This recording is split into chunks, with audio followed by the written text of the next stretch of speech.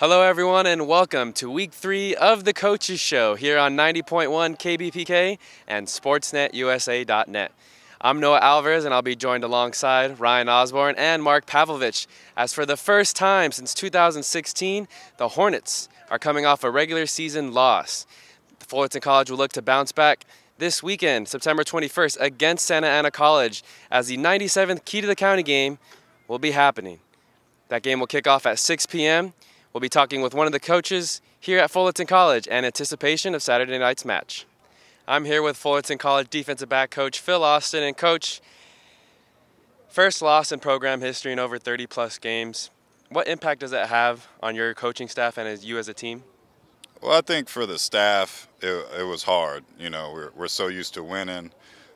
We felt like we had the game. You know, we were in position to win the game. Had many opportunities to win it, and just couldn't put it together. Made too many mistakes. We matched them on penalties, turnovers. You know, and just like I said before the game, we got to make them make mistakes and capitalize on it. And we can't make mistakes, and we made way too many mistakes. So that's football, you know. You want to keep the streak going, at least for the guys that have been keeping up, the guys from 16 and 17 and 18 that have been cheering us on and giving us a lot of support. So it was hard. It was hard.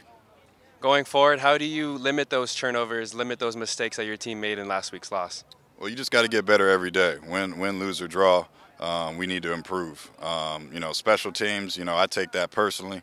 And we just had way too many mistakes. You know, we had a muffed punt return. We had a bad snap. We had 2 blocked field goals. Most scenarios like that end with a loss. You know, so I take that personal. And I told the players, you know, if they're looking for someone to blame or get mad at me, because I'm gonna bring it this next week. It's not the kid that dropped the punt. It's not the bad snap from the snapper. You know, I could have spent more time with them, or I could have talked more about situational. You always want to look internally. And I think when you do that, and then the rest of the team buys into that, and everyone looks internally and tries to improve, and then we'll move on. But I don't see us ever losing another game here again. Okay. Has the atmosphere been a little different at all during practice this week?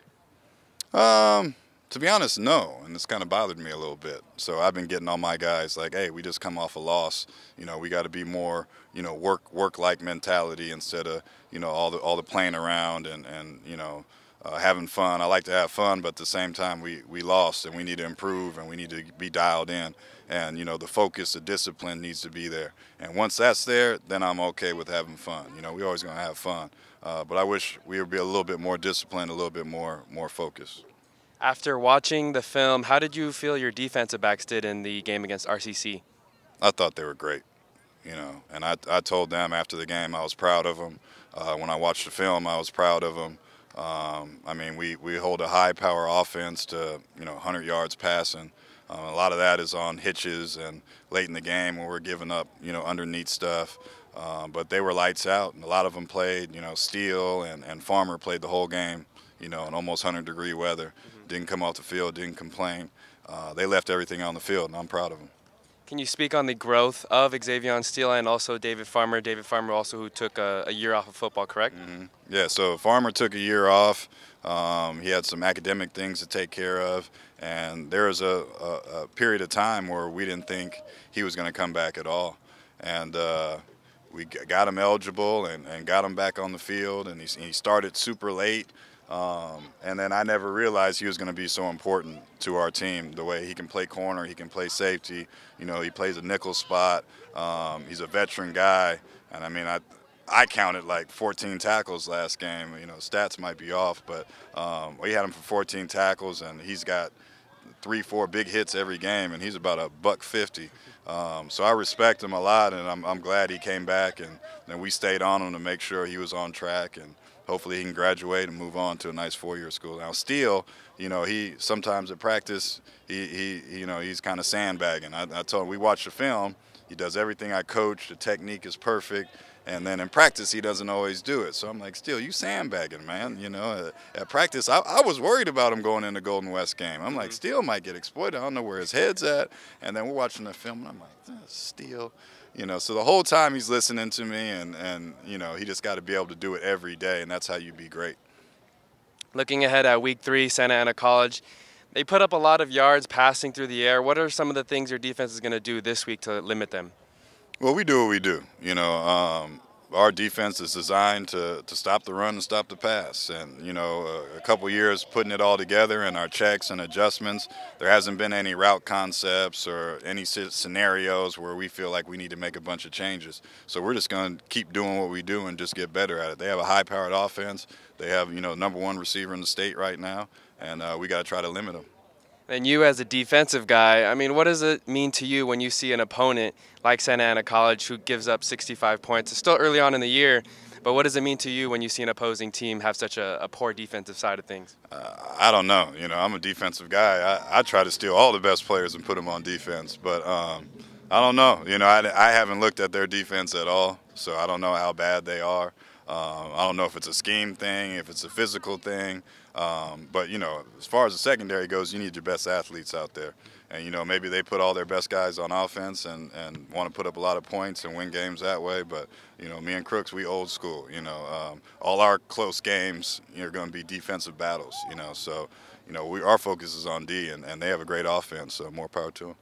All right, best of luck this weekend, Coach. Thank you, sir. Thank you. All right, I'm here with Fullerton College quarterback Quinn Commons. Quinn, first program loss in 30-plus games. How did that affect you guys as a program?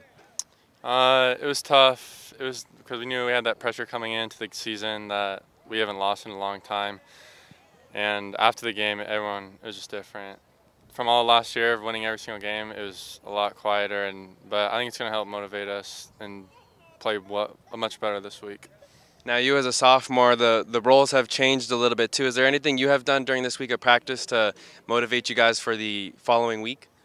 I was trying to stay on our guys, make them better, push them and say it's not over. Like the season, people are acting like the season's over, but it's not over. Like we still have 7 more games, and we got to get film to get out of here to Division I. Now 2 games into the season, what areas of your game have you feel like grown the most, and what areas do you feel like you need to be improved upon? Things I've done well, I feel like this year, are just making completions and making plays, hitting the right guys, and staying in the pocket. And then something I can improve on is just getting rid of the ball when nothing's there, instead of trying to run around and make something happen. Now, I'm sure you've seen some of the statistics and some of the film on Santa Ana's defense, a defense that gives up over 60 points a game. You as an opposing quarterback, does that get you a little bit more excited than other opponents?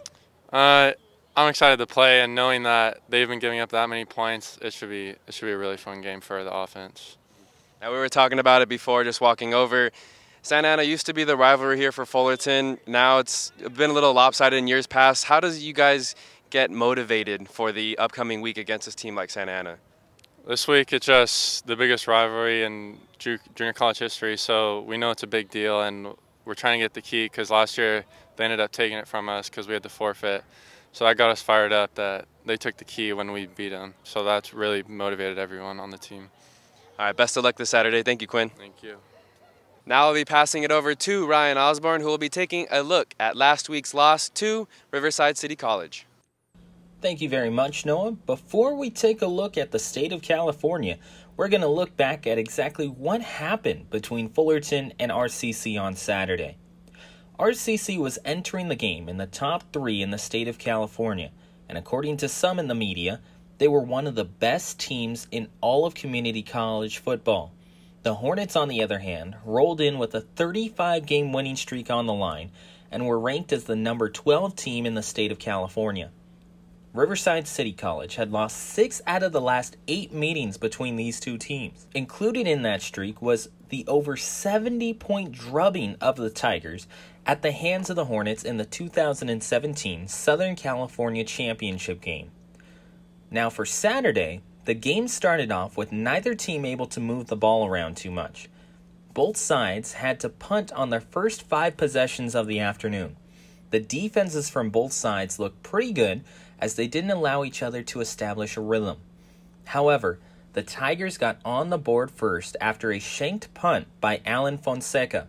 The Tigers started their drive on the 35-yard line of the Hornets and were finally able to punch it in 3 minutes and 19 seconds later as quarterback Mike Irwin went with a QB sneak from the half-yard line to make it 7-0. Neither team would get back on the board before the end of the second quarter of play, which meant that Fullerton was trailing going into halftime for just the third time in the last 3 years. At the half, Quinn Commons only had 66 yards passing, and the Hornets as a whole were just across the 100-yard marker in total gains. Entering the fourth quarter, the Hornets needed a spark and would turn to Quinn Commons to get it. Quinn came out of the gates in the third with a couple of fairly long tosses to get Fullerton on the board. The quick drive was capped off by a 45-yard strike to Keon Fogg to tie the game up at 7 apiece. The Hornets would get their chance to get a huge play a few moments later from their secondary as an interception would land in the hands of David Farmer at the 2-yard line of Fullerton. Yet, the breaks wouldn't last long for Fullerton as on the very next play, one play later, RCC stacked Lucky Avenger inside the end zone for a Fullerton safety. That brought the score to 9-7 and gave the ball to the Tigers. On the ensuing drive for the Hornets, they marched their way downfield almost surgically. However, the drive stalled at the Riverside 8-yard line. Facing a 4th and 2 to go, Coach Garrett Campbell elected to go with the field goal unit. Unfortunately for the Hornets, that attempt was blocked, and Alan Fonseca wouldn't be able to complete the field goal as it was returned to the 16-yard line. After a 3-and-out, disaster would strike again for Fullerton as the punt from Carson Reed of RCC would travel 53 yards to the Fullerton 22-yard line. However, it would be dropped by Dawson Williams and recovered by the RCC Tigers with only 6:22 left to play. The Tigers would get the ball back to the Fullerton 14-yard line and look to extend their lead to at least a touchdown for the Hornets to catch up. Zach Servillas lined up for the kick but got blocked by Xavion Steele. Steele would then pick it up and run it back to the Fullerton 40-yard line, giving the Hornets another chance at the football game. Yet, the ensuing possession wouldn't finish well again, as the Hornets couldn't get a first down, and Alec Fonseca would fumble the snap on the punt attempt to turn the ball over again. RCC would make no mistake and get a touchdown less than a minute and a half later, with a Jacob Barlage touchdown pass to Tyler Kennedy to seal the victory. The Hornets' 35-game winning streak would come to a close last Saturday, as for the first time since Week 5 in 2016, Fullerton lost a game, this time by a final of 16-7. The Hornet offense gained 317 total yards all afternoon, but only 9 yards on the ground. The Hornets also gave up the ball a total of 3 times in key situations that would be coupled with the 2 blocked field goals. Quinn Commons finished the game going 23 of 35 for 308 yards and a touchdown with no interceptions. Alfonso Graham and Lucky Avenger finished with 26 and 25 yards rushing respectively, as again, Fullerton couldn't get their running game going all afternoon. On the other hand, the Fullerton defense looked sensational on Saturday. They limited the RCC offense to just 191 yards of total offense. Mike Irwin went 6 for 11 for 71 yards and an interception for RCC, while Jacob Barlage went 12 for 17 for 41 yards and a touchdown. Now, normally, if you limit the Tigers to under 200 yards of total offense in a game, you will at least expect a win or expect to be close in it. Now, the Hornets were close, but they weren't able to get the victory. Now that we finish off the Hornets from last Saturday, let's take a look at how the top teams in the state shook out in their matchups. We start with De Anza College, who had that huge matchup in week number 1 against Reedley. De Anza was 0-1 and hosted Merced College next. The Dons started off the game well with the opening score as they capped off an 8-play, 50-yard drive with the Nicholas Sermon touchdown run. To start off the second quarter, De Anza got back on the scoreboard with a quick 34-yard touchdown run from Jordan Osby to make it 14-0, where it would stay until halftime. The third quarter essentially went by without either team getting back on the board, but with 2 seconds left, Merced got a Darion Cole touchdown run from 1 yard out as the clock expired in the third to make it 14-7. Now, with that touchdown by Cole, it began a streak of 3 unanswered scores by Merced, all within 12 minutes of game time. Mateo Brinson and Jaylon Reed each scored within 5 minutes of each other to make it 21-14.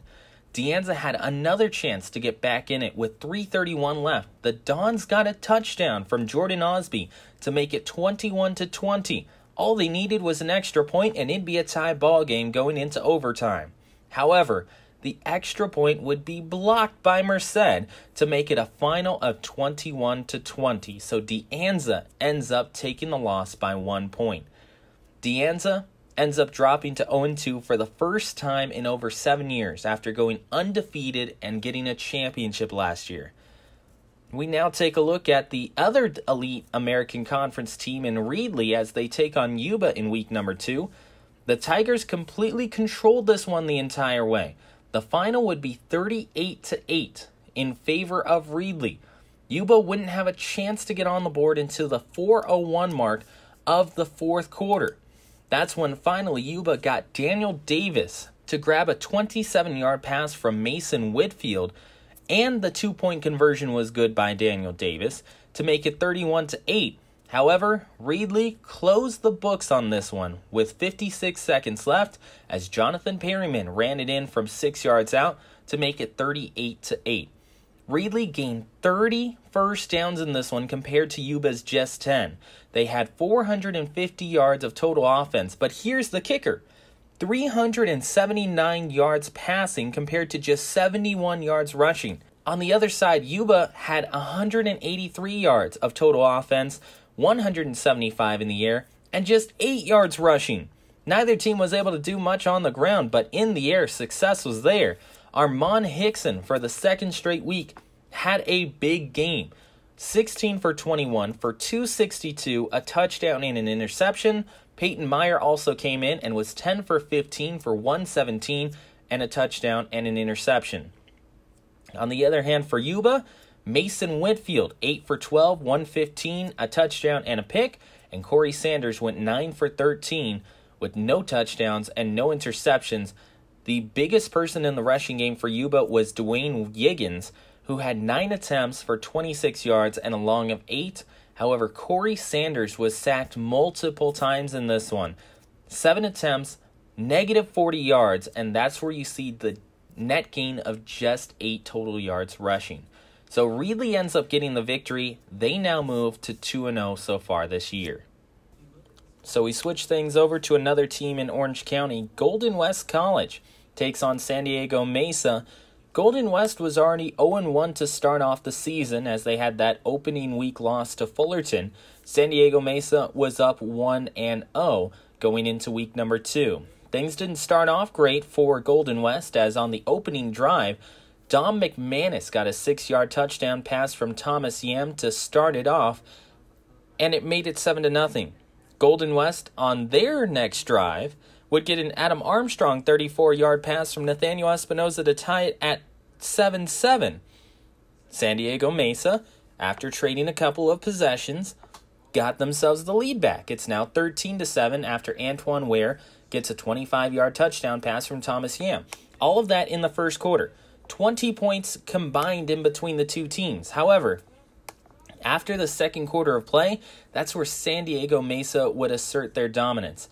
In quarter number 1, they had 13 points. Quarter number 2, 10 points. Quarter number 3, 14, and that was repeated in quarter number 4 for a total of 51 on the afternoon. San Diego Mesa in the third quarter had 4 straight drives in which they scored. You look at the opening drive, Raul Reyes had a 41-yard field goal. Then you go to the next one, Antoine Ware, 25-yard touchdown pass from Thomas Yam. San Diego Mesa got another from Thomas Yam as he got a 12-yard touchdown pass, this time to Cade Hackey, and it was 37-21 before the fourth quarter even started. Golden West got another touchdown to get them closer, now to just 10 points as Nathaniel Espinoza ran one in, but wasn't able to convert on the 2-point conversion, so it's 37-27. But San Diego Mesa just took the door and slammed it absolutely shut, as Antoine Ware and Rance Gardner both got touchdowns in the fourth to close it out. Golden West would get one more towards the end of the game with 2:28 left from Jeremiah Wright from Richard Wagner, but 51-33 was the final in that one, and Golden West just didn't look very good all afternoon. San Diego Mesa got 23 first downs to Golden West 22, so they were fairly equal there. Both teams were okay on third down, 54% on 7 of 13 for San Diego Mesa, and Golden West was 46% on 6 of 13. Fourth down efficiency, 50% for San Diego Mesa, 1 of 2. Golden West was 2 of 2. Now the offense for Golden West looked really good. 397 yards total that they gained on Saturday, 237 through the air, 160 on the ground, versus San Diego Mesa, who got 317 total, 263 in the air, and only 54 yards on the ground. So Golden West, actually, their offense looked pretty decent. The problem came in the form of penalties. 12 penalties for 92 yards for Golden West. Now, San Diego Mesa wasn't that much better in terms of penalties, as they got 12 for 100, but Golden West penalties tended to end drives for the Golden West Rustlers. Every time they started to get on a roll, all of a sudden that yellow handkerchief would be tossed onto the floor, and that would be it. Nathaniel Espinoza finished the afternoon 11 of 26 for 211 yards, 2 touchdowns, and 2 picks. On the other side, San Diego Mesa, Thomas Yam, 19 of 26, 219 yards, and get this, 5 touchdown passes with no interceptions. The running game was good for Golden West. Taj Morant, 14 attempts for 54 yards total. Nathaniel Espinoza, 9 attempts for 35. And Alex Portanesh had 5 attempts for 32 yards. On the other side for San Diego Mesa, Isaiah Tate was the leading rusher with 10 attempts for 42. But it was the receiving game that was truly special for San Diego Mesa's. Antoine Ware, capitalizing on the experience that he gained last year, now moves up for San Diego Mesa as a sophomore, 10 receptions, 141 yards, and 3 touchdown catches as well. When you look at the defensive statistics for both of these two sides, Golden West didn't look too bad on defense. 7 tackles for loss. They got 3 sacks, forced 3 fumbles, recovered 1 of them, 4 pass breakups, and 1 blocked field goal. On the other side for San Diego Mesa, just 1 sack, 6 tackles for loss, but they got 3 interceptions. And that was key because, again, the same with the yellow handkerchief coming out to stop drives for Golden West, the same thing happened here. Those interceptions were at key points in the ballgame in which Golden West had opportunities to put points on the board. So Golden West ends up dropping it by a final of 51-33 to San Diego Mesa, and they are now 0-2 to start off the year. San Diego Mesa and the Olympians are now sitting at 2-0. Let's switch it back over to Northern California, where Laney College took on American River in what was supposed to be one of the top 3 games that was anticipated in all of community college football in the state of California before the season started. American River, again, like we said last week, didn't have the greatest of years last year. 4 losses total, not what they were looking for. Laney, on the other side, gets the state championship. So they face each other on Saturday, and it was a battle of defenses going into the second quarter. American River got on the board first with Isaiah Gomez, who got a 20-yard field goal to make it 3-0. Laney would get their first touchdown. R.J. Stern, a 3-yard touchdown pass from K.J. Gardner to make it 7-3. Then K.C. Onwumika had a 30-yard field goal to make it 10-3. However, American River would slowly just march their way back into this one. And get this, the Beavers never scored a touchdown. The final was 15-10. The Beavers never scored a touchdown. 5 field goals from Isaiah Gomez, a 23-yard field goal in the second quarter, a 27-yarder in the third, a 40 and a 22 as the game winners in the fourth quarter. American River, again, never crossed the end zone, but their kicker was terrific. Isaiah Gomez goes 5 of 5 to lead American River to a victory. Both of these two teams weren't good on getting first downs. 13 for Laney, 14 for American River. They weren't good on third down. 5 of 15 for both of these two sides. And fourth down efficiency, 1 of 2 for American River, 0 of 2 for Laney. Total offense, neither team gained very much. American River just barely crosses the 300-yard marker. On the other side for Laney, 262 all afternoon, 112 in the air, 150 on the ground. American River 179 in the air, 124 on the ground. Now, you take a look at the turnovers, the sacks, and the penalties. American River the previous week against Sacramento City had battled to a 30 penalty game. Well, in this one, it wouldn't nearly be as much, but they did get 6 penalties for 32 yards. They lost a couple of fumbles. They got sacked 7 times, and the ball was intercepted once. On the other side, Laney College turned the ball over just 3 times. 1 fumble that they lost and 2 interceptions. Time of possession also went Laney's way, but yet they weren't able to actually get themselves the important scores. KJ Gardner finished 15 for 21 for 112, a touchdown, and an interception. On the other side, American River had Marco Baldacchino, who finished 7 of 19 for 129, a long of 47, and 1 pick. But you go to the kicking game. That's where everything was really changed. KC Onwumika was 1 for 1 in field goals, a long of 30, and 1 of 1 in extra points for 4 points. On the other side, Isaiah Gomez was terrific. 5 of 7, a long of 40, but he got all 15 points that American River ended up scoring on Saturday afternoon. So, American River takes down Laney by a final of 15-10. Let's take a look at Modesto College really quickly as they take down Sierra by a final of 50-20.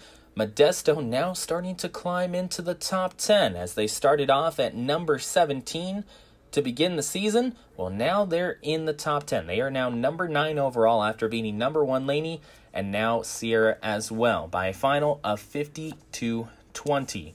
Back here in Southern California, the big game on Saturday night in Southern California was Saddleback and Ventura. Saddleback 48, Ventura 24. That was a final. Saddleback came out of the gates and just punched Ventura right in the nose. 24 points to start off for Saddleback. The Gauchos were hot in the first quarter of play.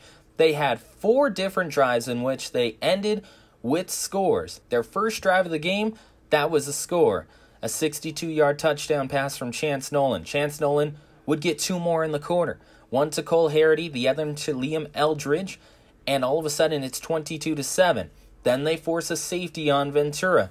Now it's 24-7. They get a field goal to start off the second quarter. Now it's 27-7. They were up big time going into the half, as both of these two teams were looking at a 27-10 lead for Saddleback over top of Ventura at the end of the first 2 quarters of play. In the third, all Saddleback. 14 points for Saddleback compared to none to Ventura. 14 points for Ventura in the fourth compared to 7 for Saddleback, but it was nowhere near enough to catch up with the Gauchos as they finish with a 48-24 victory, and now Saddleback with back-to-back wins against big-time opponents. Canyons last week, they won it by 3 scores. This week, they double up on Ventura by a final of 48-24. Chance Nolan looking great again.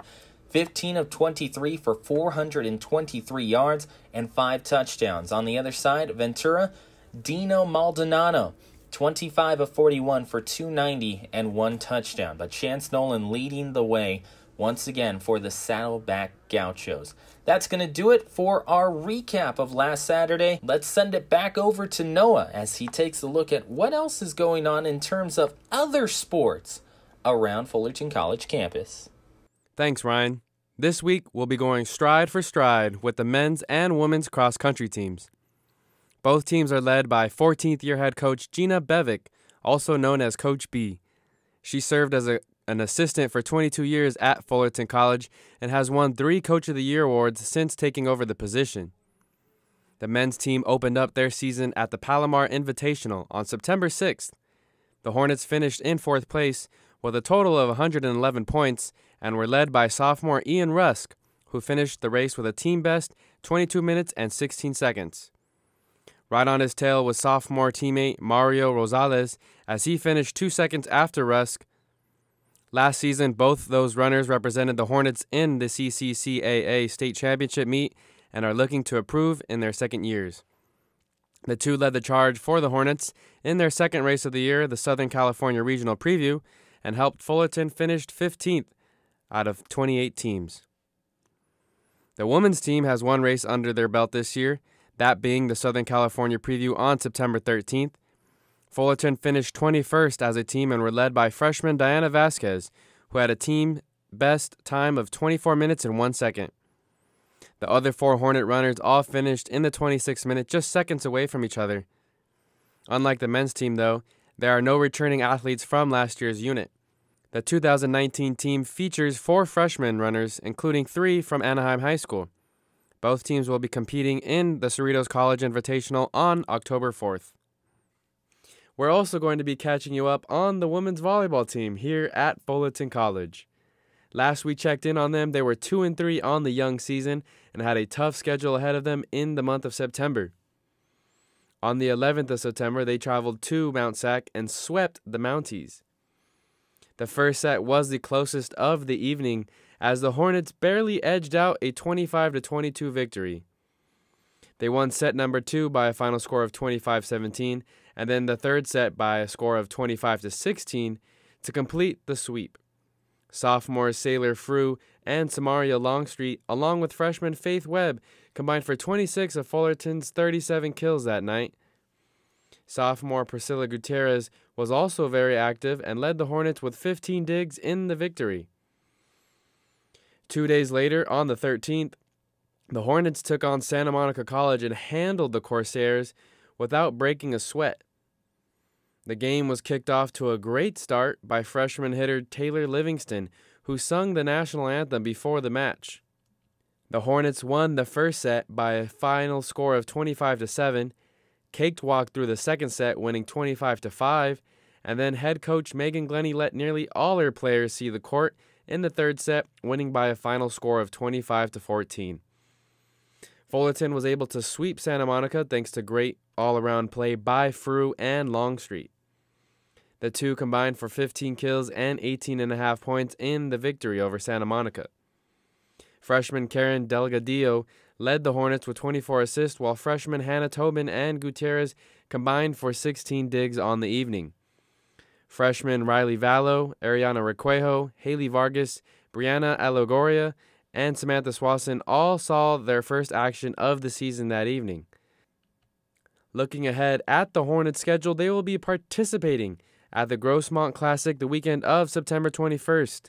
Then they will continue Orange Empire Conference play and face Orange Coast College on the 27th to wrap up the month of September. Don't forget, your Hornets take on the Dons of Santa Ana College at the Santa Ana Bowl, 6 p.m. Saturday, September 21st.